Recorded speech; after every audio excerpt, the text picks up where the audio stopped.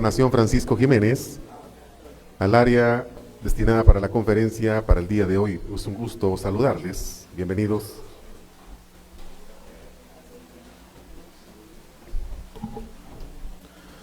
Tengan todos muy buenas tardes. Bienvenidos a esta conferencia de prensa con el tema Captura del narcotraficante más buscado en el país. En este primer nivel del edificio del Ministerio de Gobernación, hoy miércoles 12 de marzo de 2025. Dejamos con el uso de la palabra al ministro de Gobernación, Francisco Jiménez.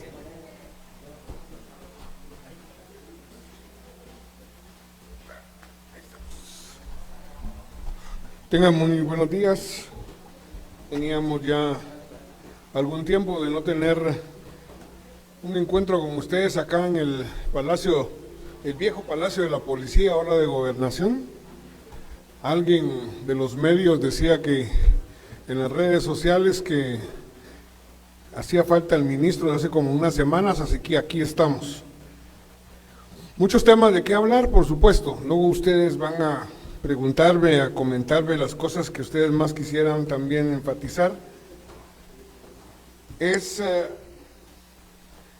importante señalar que estamos en un periodo complejo, una sensación en las últimas 2-3 semanas de violencia y de inseguridad, y además una realidad que tenemos que analizar con bastante tranquilidad y frialdad para poder dar las respuestas adecuadas que puedan permitir no solo que la sensación mejore, sino más allá que la sensación, que las condiciones mejoren.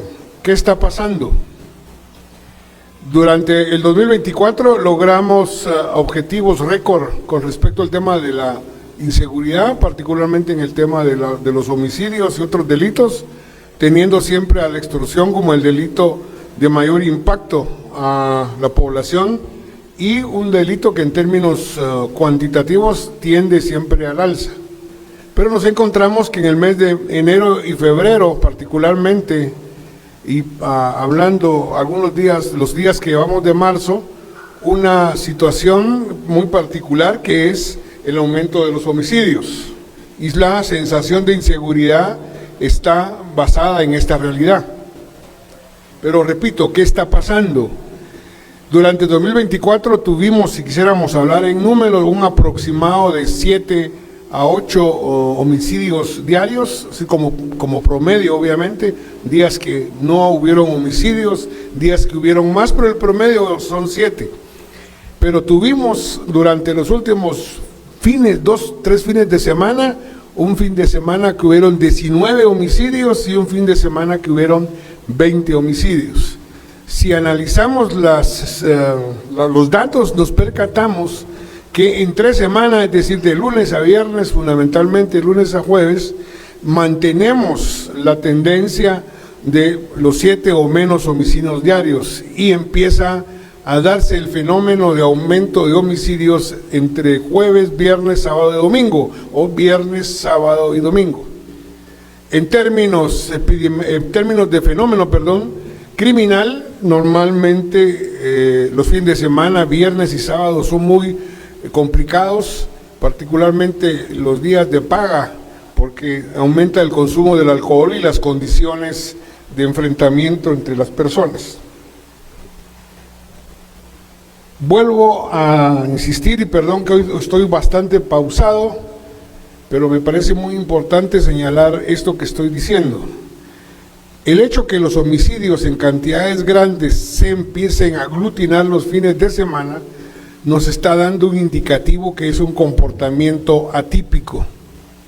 Es decir, es atípico que el aumento en las últimas semanas de muertes, de homicidios, se den exclusivamente en estos días y en situaciones altamente violentas. Esto nos demuestra lo atípico está en que no sigue la secuencia de lo que sucede en la semana, sino de repente aumenta la violencia. Esto nos hace pensar fundamentalmente que hay una lógica como que los crímenes tuvieran un objetivo estratégico. Es decir, como que la tendencia del comportamiento criminal es operar efectivamente durante los fines de semana. Esto solo es posible si hay detrás una cierta voluntad específica de los criminales de actuar de esa manera. Y creemos por los datos de inteligencia y de investigación que esto es así. ¿Qué sucede? Entonces, sucede que hay una crisis en las propias estructuras criminales que está generando la necesidad de ellos, para poder tener éxito en su criminalidad, de reorganizar su propia presencia en el territorio. Nos damos cuenta que el allanamiento en zona 6 hace 2 días, que nos permite descubrir una casa con un pequeño arsenal de armas. Por los métodos de inteligencia sabemos que el barrio 18 está con el interés de ingresar a acciones delictivas nuevas que no estaban normalmente acostumbrados a hacer. Está sucediendo. Nos damos cuenta de que asesinan a la esposa de un líder de una pandilla, como lo que sucedió en la Atlántida. Nos damos cuenta efectivamente de que entran a una celebración de una fiesta y asesinan casi, no de manera directa, no que al grupo, disparan al grupo de personas. La fiesta que se organiza convoca de manera masiva para que la gente asista, como que estaban preparando los objetivos para que fueran un objetivo de disparos, para que fueran asesinados. Nos permite decir, vuelvo a insistir, cuestiones atípicas. Nos percatamos entonces que hay un problema en el territorio de reafirmar posiciones específicas, particularmente en el tema del narcomenudeo. Esta situación, que es atípica porque los grupos del crimen organizado, maras y pandillas, están reaccionando a lo que hemos venido haciendo durante un año. Lo que hemos estado haciendo en requisas, lo que hemos estado haciendo en desmantelamiento de estructuras de extorsión, lo que hemos estado haciendo en capturas, inevitablemente pone en desorganización y en desorden la manera como tienen distribuido el territorio. Y esto los obliga a buscar un nuevo orden, y un grupo criminal normalmente ese orden no lo realizan a través de mesas de diálogo, sino que el uso de la violencia. Esto va a continuar, probablemente vaya a continuar, porque hasta que ellos no tengan acordado sus nuevas posiciones territoriales, van a seguir matándose dentro de ellos.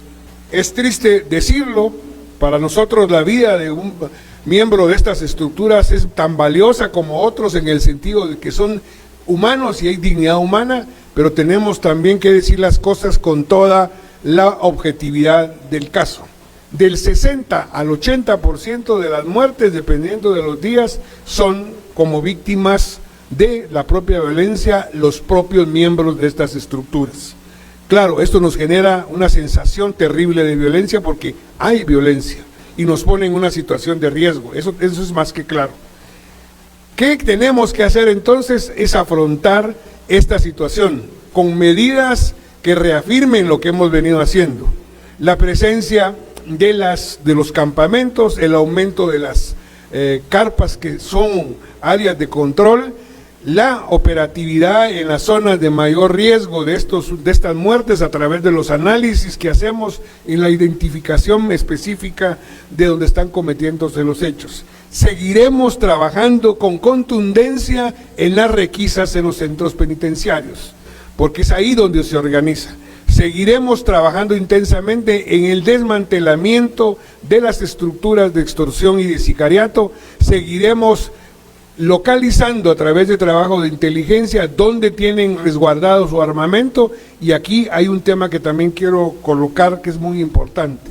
Guatemala cuenta con una legislación de las más modernas con respecto al control de las armas de fuego. Uno puede ser, polémico en este tema, pero técnicamente hablando, la ley que tenemos a disposición no es una mala ley. Algunos quisiéramos más cosas, pero otros menos cosas, pero en términos generales está muy bien. Y ahí hay un delito que es importante que relevemos, que mostremos y que lo enfaticemos. Es el delito de portación de arma de manera ostentosa. Nosotros como seguridad somos respetuosos de la ley, pero sobre todo de las garantías constitucionales. La portación y la tenencia de armas son derechos de los ciudadanos y por eso la ley los regula. Pero el tener derecho a portar armas no me da el derecho a dos cosas: a portarla ostentosamente para que así yo muestre el poder que tengo porque tengo una arma, o simple y sencillamente usar un arma como un objeto, como cualquier objeto, de manera irresponsable. Lo que vemos en muchos municipios, donde en los jaripeos, donde en las festividades propios del municipio, donde vemos personas con armas largas, con revólveres y portando de manera ostentosa, y a eso le sumamos el consumo de alcohol, implica un cóctel que es altamente peligroso. Lo que sucedió hace unos días, porque dos personas que creemos probablemente estén vinculados al narcotráfico, pero estamos en esa investigación para verificarlo, seguro tenían algún tipo de problema entre ellos, se empiezan a disparar y sucede lo que sucedió. Tenemos que tomar acciones para que nosotros, como la fuerza de seguridad, empecemos a poner orden en la aplicación de la ley sobre la portación ostentosa del arma de fuego. En este sentido, yo hago un llamado a todos los actores políticos, a todos los actores sociales que portan armas, que no la porten de manera ostentosa. Hay quienes, siendo autoridad, muestran el arma como que fuera un accesorio estético, y sabemos a todas luces que esta muestra es para querer amedrentar a los demás. Las fiestas patronales, los jaripeos, las kermeses, etcétera, etcétera, son actividades familiares. Hay niños, hay personas de tercera edad que van a divertirse y corren el riesgo porque estas personas irresponsables muestran estas armas. Así que nosotros, yo estoy dando la indicación a la policía que mostremos contundencia en ese sentido. El Estado tiene, por definición y por los principios constitucionales, la obligación de garantizar el derecho de la portación y tenencia de arma, pero en el marco de la propia ley. Ahora vamos a pasar a otro tema, después si quieren ustedes a que profundicemos sobre esto, y para ello quisiera que pasaran un video que tenemos para ustedes.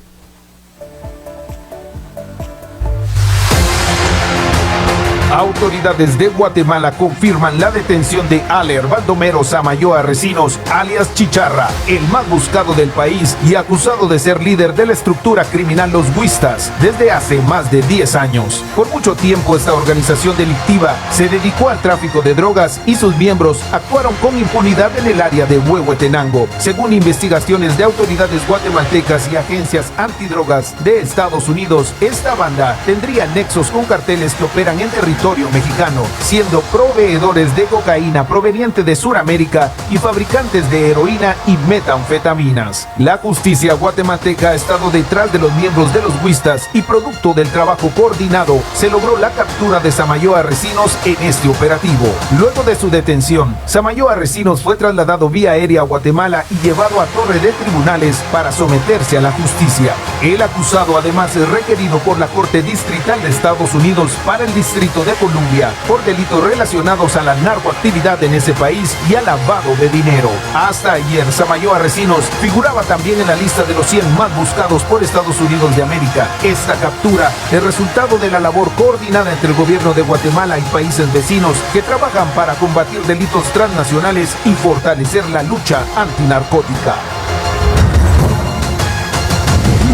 Avanza. Desde el inicio de gobierno, hace un año, 2 meses aproximadamente, como indicación, como mandato del presidente Bernardo Arévalo, una de las prioridades fundamentales de nuestra gestión en materia de seguridad es afrontar de manera directa las estructuras criminales del crimen organizado, valga la redundancia. Una de esas expresiones son las estructuras de narcotráfico. Desde el primer día que tomamos posesión en este edificio, empezamos a desarrollar un plan que se había trabajado durante la transición y que era que efectivamente no podíamos avanzar en seguridad en este país si no afrontamos las estructuras del crimen organizado. Estas son estructuras de narcotráfico, de lavado de activos, de tráfico de personas y de contrabando, ligados también a otros delitos. Nuestro objetivo ha sido desde el inicio entender el comportamiento de las estructuras para desmantelarlas, pero también dentro de esa lógica un tema fundamental es la cooperación entre las agencias al interno del país, particularmente Policía y Ministerio Público, pero también a nivel internacional. Esta captura, ustedes no es necesario que yo explique su importancia, ustedes van a documentar o ya documentaron la importancia de este individuo en términos de poderlo haber capturado. Este éxito no es un éxito absolutamente extraordinario. Este éxito, esta captura, es resultado de lo que hemos venido haciendo de hace más de 1 año y 2 meses.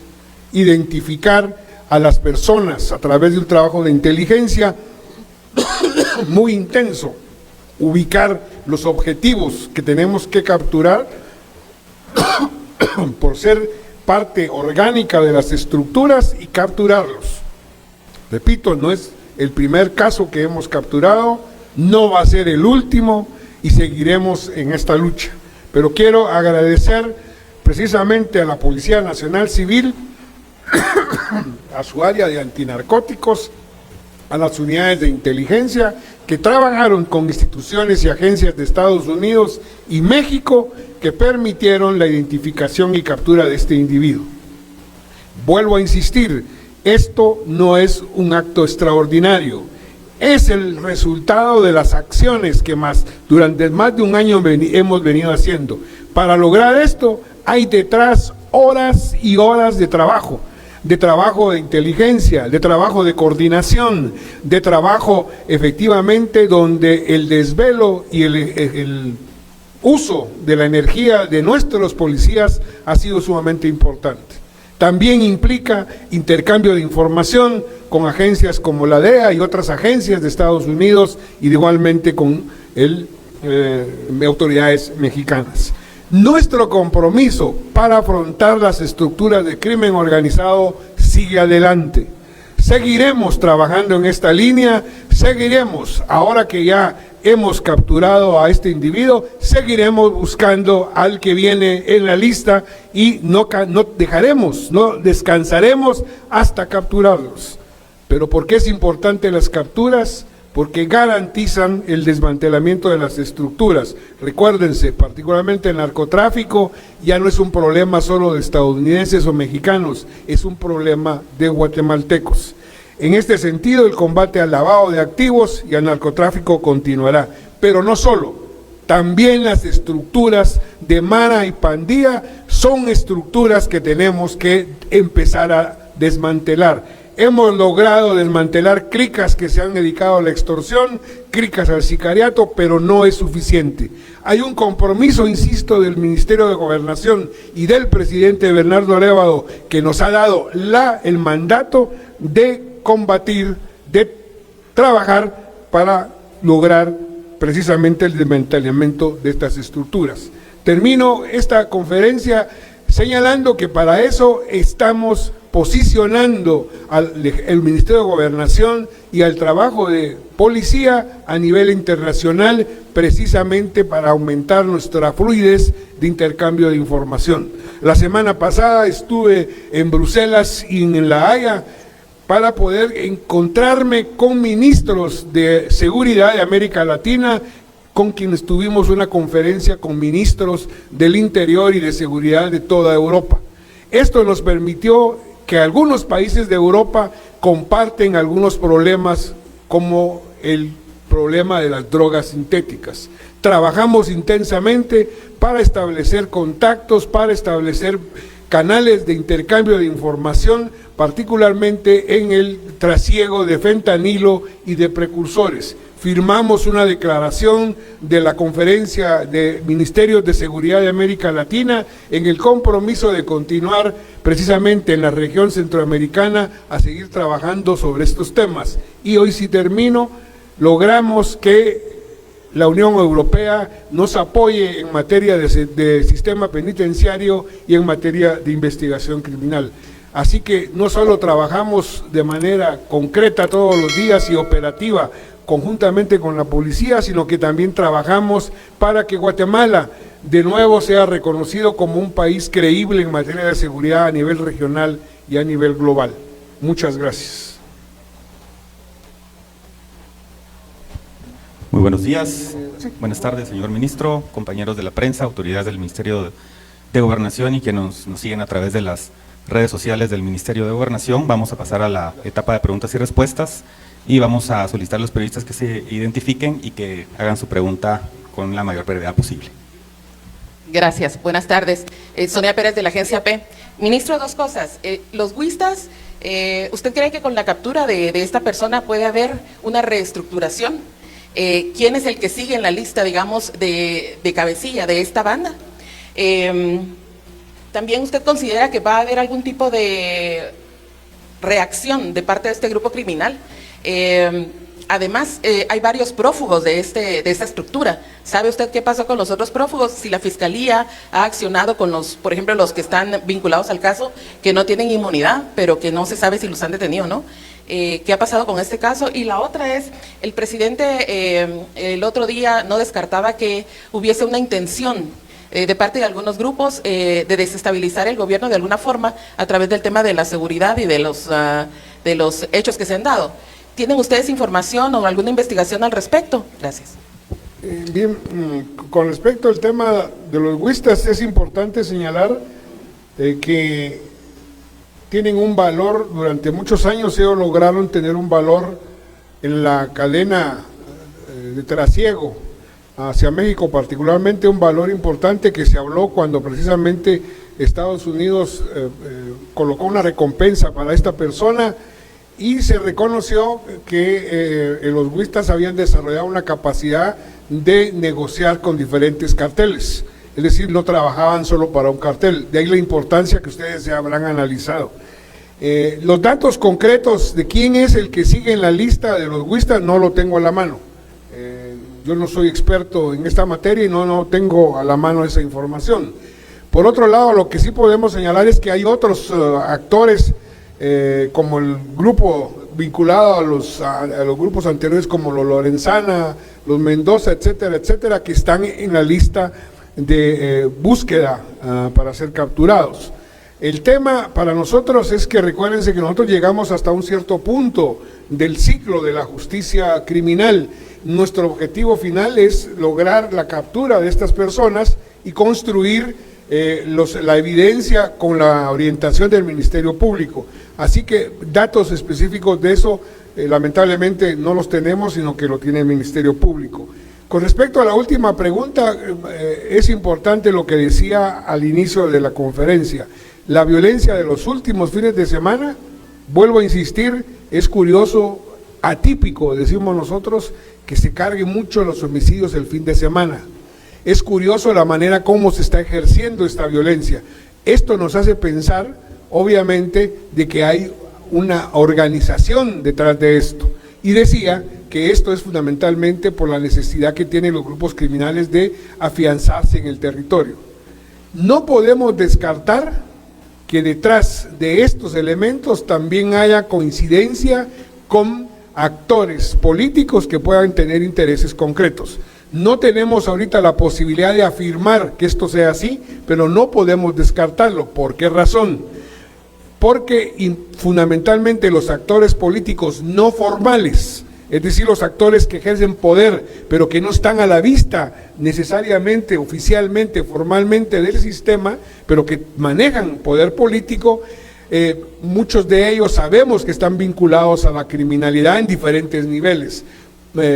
Esto nos hace pensar de que hay una probabilidad de que haya repito, una voluntad política. Es solo una hipótesis.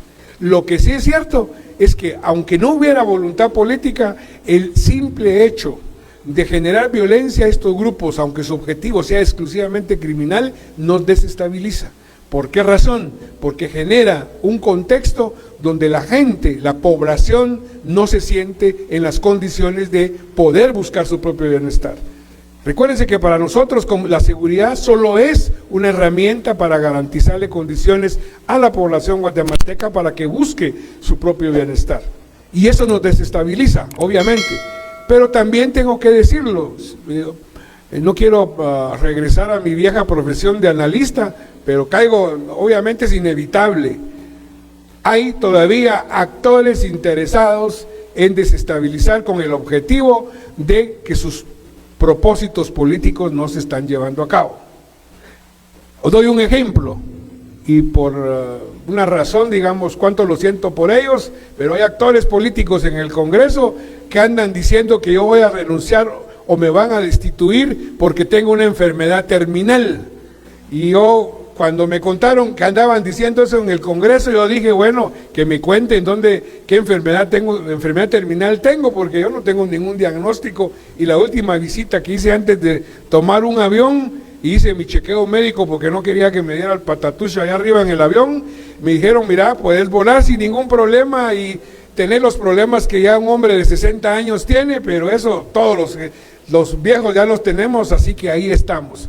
Tampoco hay una actitud precisamente de hacernos para atrás. El presidente Bernardo Arevalo ha confiado en este proceso. Nosotros estamos trabajando duro para poder cumplir con los objetivos. El tema de seguridad no es un tema fácil, es complejo, pero estamos precisamente en el frente de esta tarea. Sí, pueden haber reacciones violentas de los grupos, eso yo lo dije desde el inicio de mi gestión. ¿Dónde vemos que hay éxito en el combate a la criminalidad? Cuando los criminales reaccionan de manera violenta, y lo estamos viendo. Las acciones y el trabajo de 1 año y 2 meses lamentablemente tienen expresiones en este tipo de cosas. ¿Vamos a dejar de trabajar por ello? No, vamos a seguir, porque nuestra obligación es que avancemos en crear condiciones de seguridad para la población. Muchas gracias. Vamos a la siguiente pregunta en Prensa Libre. ¿Qué tal, ministro? Buenos días, tardes ya creo yo. Leslie Sánchez de Batevisión. Solo me quedan unas duditas que creo que no logré entender. Con la captura del Chicharra, ¿se logra de alguna forma evitar que los subistas realmente sigan teniendo posición en Huehuetenango y continuando con el tráfico de drogas? ¿O qué tanto puede esto detener, o sea, qué tanto impacto tiene la captura del Chicharra? Lo preguntaba la compañera, pero tal vez la mía va encaminada en cuántas más personas tienen perfiladas o están próximas o las tienen, digamos, ya en la mira para poder ser capturados, siempre miembros de esta organización criminal.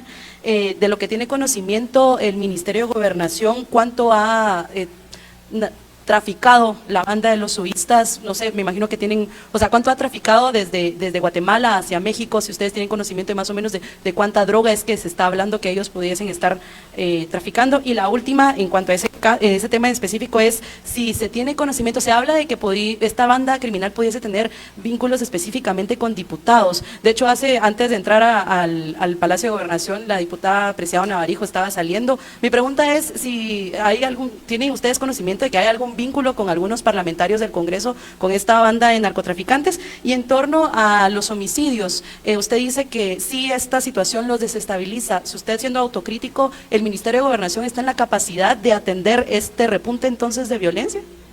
Bien, respondo con la última pregunta. La capacidad la tenemos, y la capacidad me refiero a capacidad operativa y a capacidad estratégica. ¿Tenemos desafíos y limitaciones? Las tenemos. Tenemos un déficit de personal policial, tenemos un problema con respecto a la comunicación, estamos a punto de adquirir radios porque los que teníamos, que por cierto eran de marca del lejano oriente, no hemos logrado, digamos, se han descompuesto y no nos traen los repuestos, etcétera, etcétera. Tenemos problemas de movilidad, sí, tenemos que comprar nuevos vehículos, tenemos una serie de limitaciones y de desafíos. Pero eso no significa que no haya capacidad. Y la capacidad, como se está demostrando, que durante las últimas semanas, aunque aumentó la violencia, es importante señalar que capturamos a los actores, no solo de permanente actitud criminal, sino que logramos capturar de manera en tiempo récord, por investigación policial, a sicarios que cometieron actos unas horas antes de homicidios. los capturados que hemos tenido durante estas 2 semanas es sumamente importante.